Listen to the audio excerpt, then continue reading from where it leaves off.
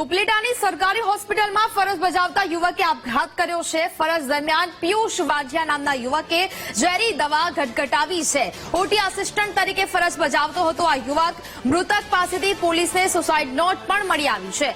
પોલીસે હાલ તો આ સમગ્ર મામલે વધુ તપાસ શરૂ કરી છે। ઉપલેટાની સરકારી હોસ્પિટલની આ સમગ્ર ઘટના સામે આવી છે, જ્યાં ફરજ બજાવતા યુવકે આપઘાત કરી લીધો છે।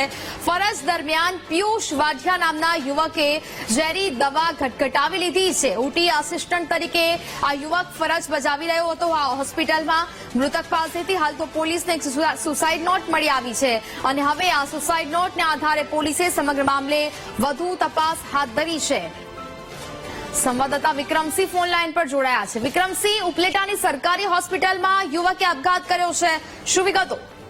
જી નેહા, ચોક્કસથી જો વાત કરવામાં આવે તો રાજકોટ જિલ્લાના ઉપલેટામાં છે તે સિવિલ હોસ્પિટલમાં ફરજ બજાવતા યુવકે હોસ્પિટલમાં ફરજ દરમિયાન છે તે ઝેરી દવા પીને છે આત્મહત્યા કરી છે। ત્યારે આત્મહત્યા કારણોસર મોતને વહાલું કર્યું હોય તેવું સામે આવ્યું છે। ત્યારે સિવિલ હોસ્પિટલમાં ઓટી આસિસ્ટન્ટ તરીકે કામ કરતા પિયુષ મહેરાણભાઈ વાઢિયા ઉંમર વર્ષ 30 છે આપઘાત કર્યો છે। ત્યારે પોલીસે આત્મહત્યા મામલે સુસાઇડ નોટ પણ કરવામાં આવી છે। ત્યારે આગળની તપાસ છે આ ઉપલેટા પોલીસે ચલાવી રહી છે। ત્યારે મોટો કર્મચારી પાસેથી એક સુસાઇડ નોટ પણ છે તે મળી આવી છે। જી બિલકુલ વિક્રમસિંહ, જાણકારી બદલ આભાર।